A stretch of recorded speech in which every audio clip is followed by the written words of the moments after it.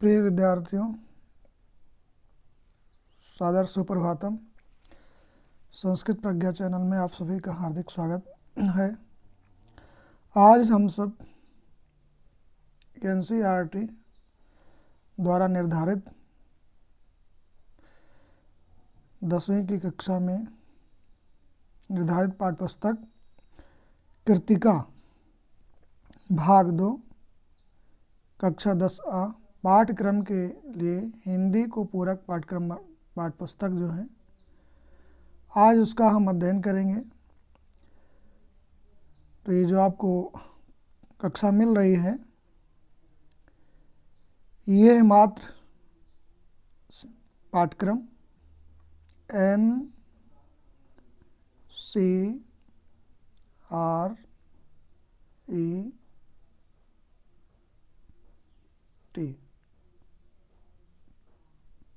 इसको सही कर लेते हैं।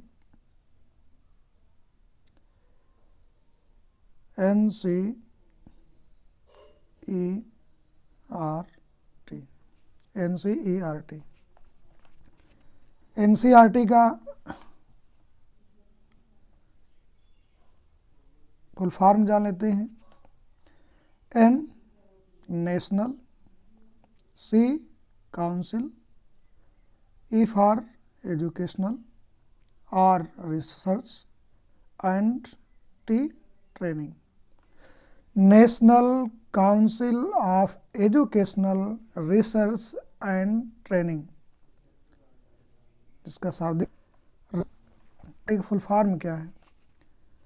तो प्रिय विद्यार्थियों, आप समझ गए होंगे कि NCERT का फुल फॉर्म होता है national council of educational research and training, यानी नेशनल राष्ट्रीय काउंसिल परिषद, एजुकेशनल शैक्षिक, रिसर्च अनुसंधान, ट्रेनिंग प्रशिक्षण, एंड मतलब और, राष्ट्रीय शैक्षिक अनुसंधान और प्रशिक्षण परिषद द्वारा निर्धारित ये पाठ्यक्रम है जो 10वीं की कक्षा में है, और ये नया सिलेबस भी है। तो आइए हम चलते हैं आमुख पर। आमुख राष्ट्रीय पाठ्यचर्या यानी नेप जिसको आप कहते हैं।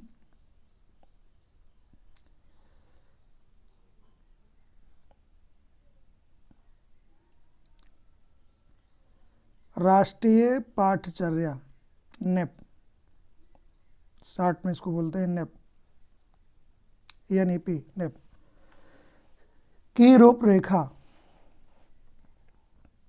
2005 सुझाती है कि बच्चों को स्कूली जीवन को बाहर के जीवन से जोड़ा जाना चाहिए।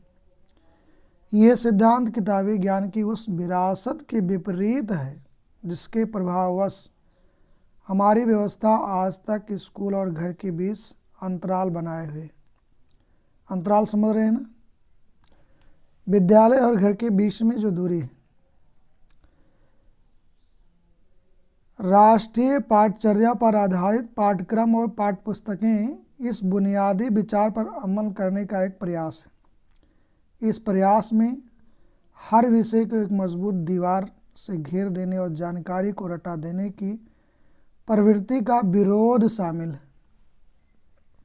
आशा है कि ये कदम हमें राष्ट्रीय शिक्षा नीति 1986 में वर्णित बाल केंद्रित शिक्षा व्यवस्था की दिशा में काफ़ी दूर तक ले जाएंगे। ये आमुख पढ़ने का उद्देश्य मेरा केवल इतना है कि जानिए राष्ट्रीय शिक्षा नीति क्या है, राष्ट्रीय पाठ्यचर्या क्या है। हमारे जो शिक्षा विभाग के विषय विशेषज्ञ हैं, वह हमें जो पाठ्यक्रम किस स्तर से उपलब्ध कराए हैं, ये भी हमें तो जानना जरूरी है। बच्चे कहते हैं हमें ये नहीं आता, कोई कहता हमें ये नहीं आता। ये आपके लेवल के पाठ्यक्रम को तैयार किया गया है कि 10वीं का विद्यार्थी को पढ़ने के लिए उनका ये मेधा इतना ही काम करेगा, इनके लिए इतना ही पर्याप्त है। तो इस प्रयत्न की सफलता को कल्पनाशील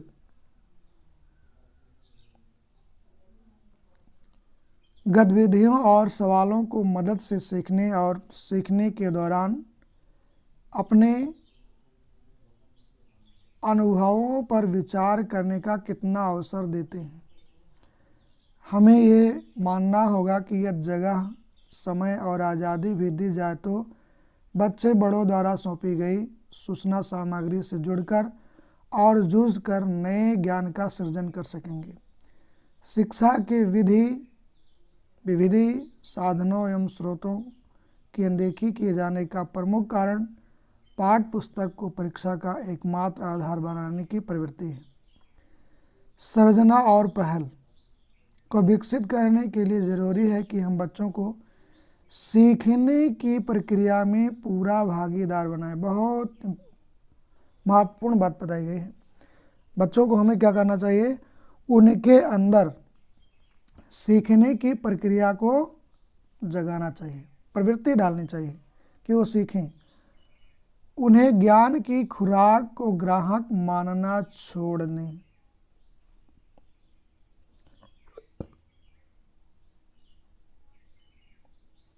फिर देखते हैं, ये उद्देश्य स्कूल की दैनिक कार्यशैली में काफ़ी फेरबदल की मांग करते हैं। दैनिक समय सारणी में लचीलापन उतना ही जरूरी है जितना वार्षिक कैलेंडर के अमल में चुस्ती, जिससे शिक्षण के लिए नियत दिनों की संख्या को हकीकत बन सके। शिक्षण और मूल्यांकन की विधियां भी इस बात को तय करेंगे कि ये पाठ्य पुस्तक स्कूल में बच्चों के जीवन को मानसिक दबाव तथा बोरियत की जगह खुशी का अनुभव बनाने में कितनी प्रभावी सिद्ध होती हैं। बोझ की समस्या से निपटने के लिए पाठ्यक्रम निर्माताओं ने विभिन्न चरणों में ज्ञान का पुनर्निर्धारण किया है।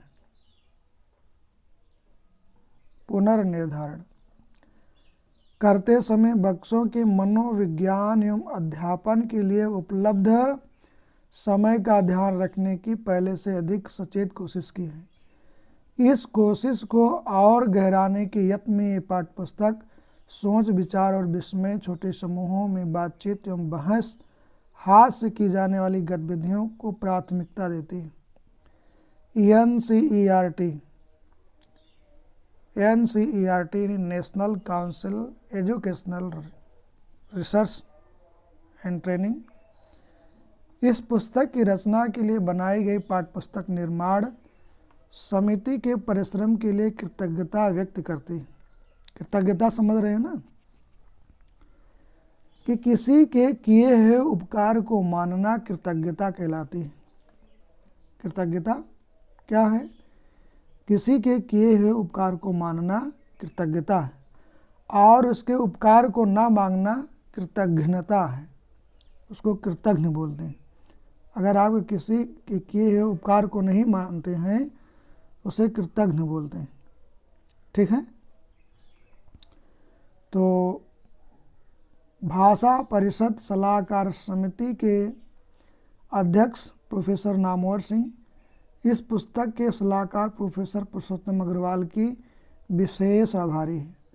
पाठ्य पुस्तक के विकास में कई शिक्षकों के योगदान को संभव बनाने के लिए परिषद उनके प्राचार्यों एवं उन सभी संस्थाओं एवं संगठनों के प्रति कृतज्ञ है जिन्होंने अपने संसाधनों, सामग्री तथा सहयोगियों की मदद लेने में उदारतापूर्वक सहयोग दिया है। क्या किया है? सहयोग दिया है। उच्च शिक्षा विभाग, मानव विकास मंत्रालय द्वारा प्रोफेसर मृणाल मेरी और प्रोफेसर JP देशपांडे की अध्यक्षता में गठित निगरानी समिति के सदस्यों को अपना मूल्यवान समय और सहयोग देने के लिए धन्यवाद देती है। व्यवस्थागत सुधारों और अन्य प्रकाशनों में निरंतर निखार लाने के प्रति समर्पित NCERT टिप्पणियों एवं सुझावों का स्वागत करेगी, जिनसे सभी संशोधनों में मदद ली जा सकेगी। इसके निदेशक राष्ट्रीय शैक्षिक अनुसंधान और प्रशिक्षण परिषद है। पाठ्य पुस्तकों में पाठ्य सामग्री का पुनर्संयोजन किया गया है। देखिए इसमें भी कुछ बताया गया है। बहुत ही महत्वपूर्ण इसमें चीज़ें हैं। आमुख को तो ज़रूर पढ़ना चाहिए, भूमिका को ज़रूर पढ़ना चाहिए, उसकी प्रशिष्टि को ज़रूर पढ़ना चाहिए। किसी पुस्तक का अध्ययन आप कर रहे हैं तो शुरुआती उसका जो पाठ्यक्रम है और जो उसका आमुख है, जो उसका परिकथन है, उसको हमें ज़रूर पढ़ना चाहिए। इसमें बहुत महत्वपूर्ण सूचनाएं हमें मिलती हैं। अब देखिए इसमें लिखा है कोविड-19 महामारी को देखते हुए, बहुत बड़ी महामारी थी, विद्यार्थियों के ऊपर से पाठ्य सामग्री का बोझ कम करना अनिवार्य है। राष्ट्रीय शिक्षा नीति 2020 में विद्यार्थियों के लिए पाठ्य सामग्री का बोझ कम करने और रचनात्मक नज़रिए से अनुभवात्मक अधिगम के अवसर प्रदान करने पर जोर दिया गया है। इसी पृष्ठभूमि में राष्ट्रीय शैक्षिक अनुसंधान प्रशिक्षण परिषद यानी NCERT, जिसको आप कहते हैं NCERT की पुस्तकों का हमें गहनता से अध्ययन करना चाहिए, क्योंकि सभी प्रतियोगी परीक्षाओं में जो भी प्रश्न पूछे जाते हैं वो NCERT की ही पुस्तकों से लिए जाते हैं। जो भी प्रतियोगी परीक्षाएं आप बैठ रहे हैं, चाहे यूपी बोर्ड से लेकर के CBSE बोर्ड, किसी भी बोर्ड में आप NCERT पाठ्यक्रम को तो पढ़ना बहुत ही ज़रूरी है।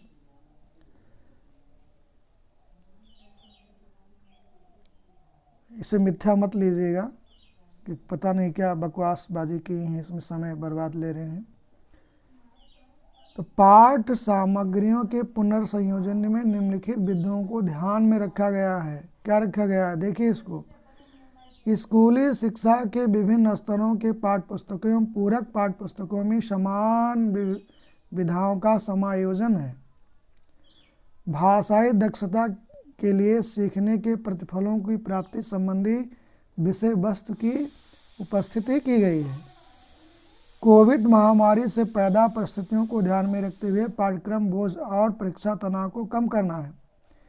विद्यार्थियों के लिए सहज रूप से सुलभ पाठ्य सामग्री का होना, जिसे शिक्षकों के अधिक हस्तक्षेप के बिना वे खुद से सहपाठियों के पारस्परिक रूप से सीख सकते हैं। वर्तमान में प्रासंगिक सामग्री का होना, वर्तमान संस्करण ऊपर दिए गए परिवर्तनों को शामिल करते हुए तैयार किया गया है।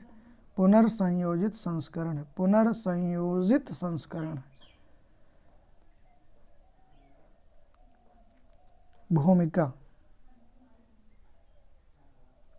अभी तक हम आमुख में थे, अब आ जाते हैं भूमिका पर। राष्ट्रीय पाठ्यचर्या NEP, क्या बोलते हैं?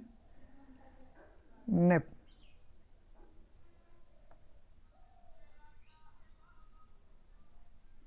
National education programme.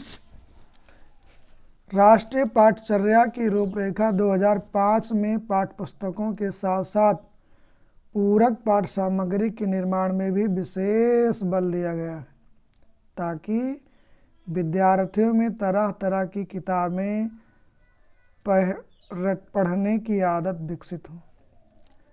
पाठ्य पुस्तक के गहन अध्ययन की सीमा से बाहर एवं स्वयं पढ़कर अपने अनुसार साहित्य की समझ बना सकें।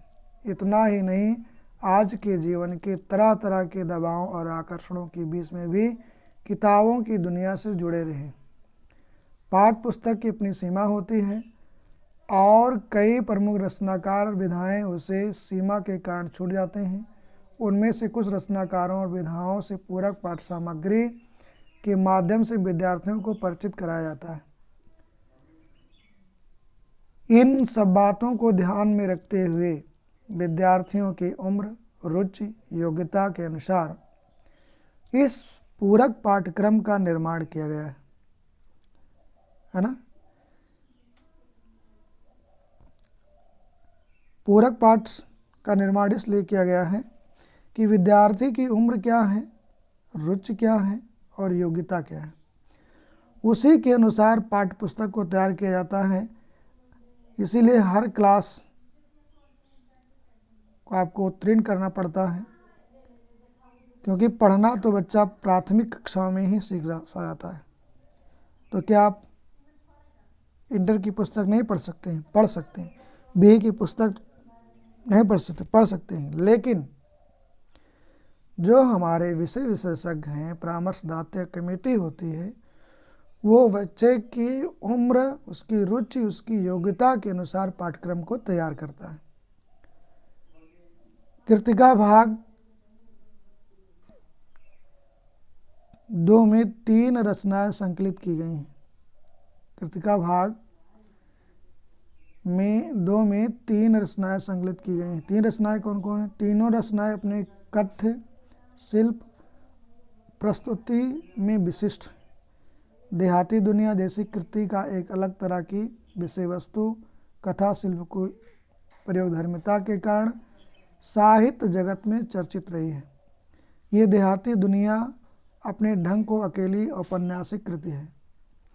इस रचना से एक अंश संकलित किया गया है, जिससे हमारे किशोर विद्यार्थी हिंदी को समृद्ध लोक संस्कृति से परिचय प्राप्त कर सकते हैं। इस तरह मधु कांकरिया का यात्रा वृत्तांत, साना साना हाथ जोड़ी और अज्ञेय का आत्मकथात्मक निबंध मैं क्यों लिखता हूँ के माध्यम से विद्यार्थियों का विचार बोध, भाव बोध, भाषा बोध भी समृद्ध होगा। कहना ना होगा कि तीनों रचनाएं मिलकर विविधता और रोचकता से भरपूर साहित्य का एक नया संसार रचती हैं। आप समझ रहे हैं विविधता क्या है? मधु काकरिया हिंदी साहित्य के लेखक हैं। उन्होंने यात्रा वृत्तांत लिखा है। क्या लिखा है? यात्रा वृत्तांत। यात्रा वृत्तांत में क्या लिखा उन्होंने? साना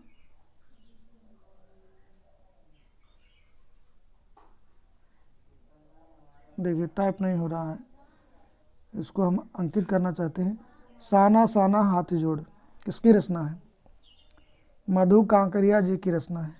अज्ञेय की रचना आत्मकथात्मक निबंध जो है मैं क्यों लिखता हूँ, मैं क्यों लिखता हूँ, किसकी रचना है?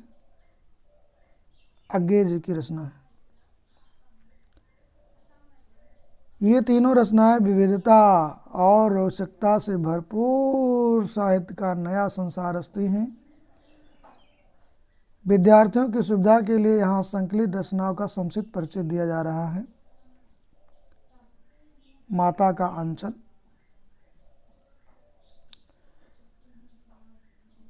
माता का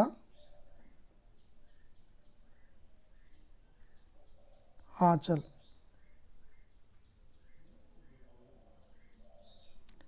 किसकी रचना है? ये अंश शिवपूजन सहाय के उपन्यास देहाती दुनिया से लिया गया है। कैसे? माता का आंचल एक अंश है जिसके लेखक शिवपूजन सहाय जी हैं। वो उपन्यास है देहाती दुनिया, उसी से लिया गया है माता का आंचल। सन 1926 ही नहीं, ये में प्रकाशित देहाती दुनिया हिंदी का पहला आंचलिक उपन्यास माना जाता है। देखिए अब यहीं से आपके प्रश्न बनने शुरू हो रहे हैं। माता का आंचल अंश कहाँ से उद्धृत किया गया है? शिवपूजन सहाय के उपन्यास देहाती दुनिया से। ये उपन्यास देहाती दुनिया उपन्यास कब प्रकाशित हुआ? तो भैया 1926 में। और ये क्या है? हिंदी का पहला आंचलिक उपन्यास है। प्रश्न बन रहा है नहीं बन रहा है? कोई भी आपसे पूछ सकता है कि भैया हिंदी का पहला आंचलिक उपन्यास क्या है? तो देहाती दुनिया। उसके लेखक कौन है? शिवपूजन सहाय जी हैं। और देहाती दुनिया क्या है? ये हिंदी का पहला आंचलिक उपन्यास है। प्रश्न बना कि नहीं बना? बना। इतना ही नहीं, ये स्मरण शिल्प में लिखा गया हिंदी का पहला उपन्यास भी माना जाता है। अब देखो, हिंदी का पहला उपन्यास क्या है? देहाती दुनिया। इसमें ग्रामीण जीवन का चित्रण ग्रामीण जनता की भाषा में किया गया है। लेखक ने उपन्यास की भूमिका में संकेत किया है कि ठेठ से ठेठ देहाती या अपढ़, गंवार, निरक्षर, हलवाई, मजदूर भी बड़ी आसानी से इसे समझ सकें। आत्मकथात्मक शैली में रचे गए इस उपन्यास का कथा शिल्प अत्यंत मौलिक और प्रयोगधर्मी है। शिशु चरित्र भोलानाथ कथानक का दृष्टिबिंदु है। भोलानाथ ने लिखा है शिशु चरित्र। वो क्या है? कथानक। क्या है बंधु? कथानक।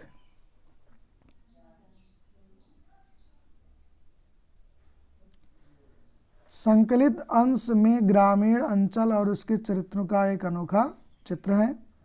बालकों के खेल, कौतूहल, माँ की ममता, पिता का दुलार, लोकगीत आदि अनेक प्रसंग इसमें शामिल हैं। किसमें? देहाती दुनिया में। शहर की चकाचौंध से दूर गांव को सहजता को रचनाकार ने आत्मीयता से प्रस्तुत किया है। यहाँ बाल मनोभावों की व्यक्ति करते करते लेखक ने तत्कालीन समाज के पारिवारिक परिवेश का भी चित्रण किया है। आगे देख लेते हैं। साना साना हाथ जोड़े। साना साना हाथ जोड़े। ये साना साना हाथ जोड़े।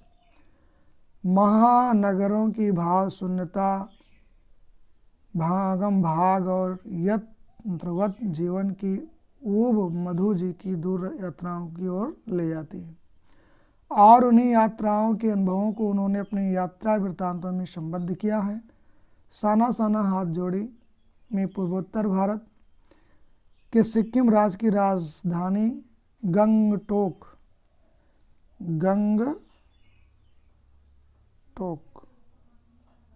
सिक्किम की राजधानी क्या है? गंगटोक।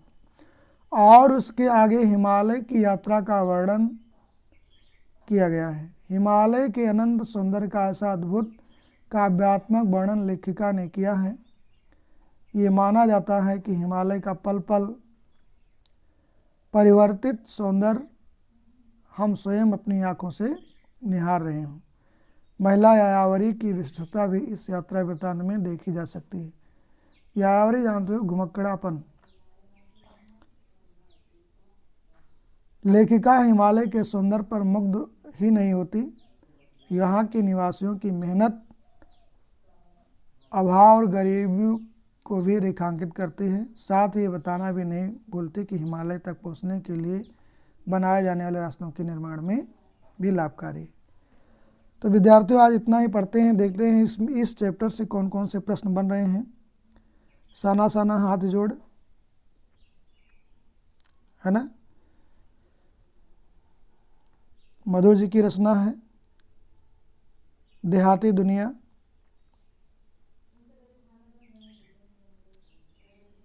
हिंदी का पहला आंचलिक उपन्यास किसे माना जाता है?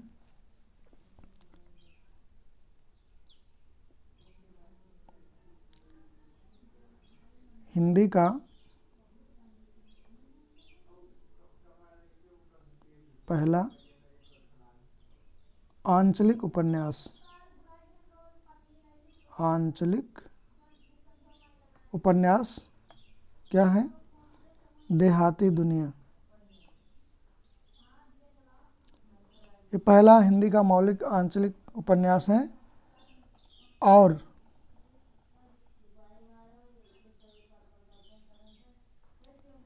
हिंदी का पहला उपन्यास भी माना जाता है। आंचलिक उपन्यास ही नहीं, हिंदी का पहला उपन्यास देहाती दुनिया है, जिसे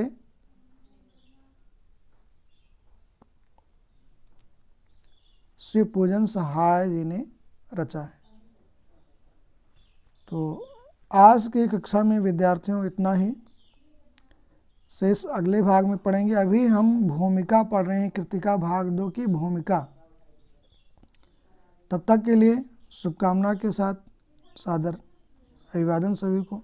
नमस्कार।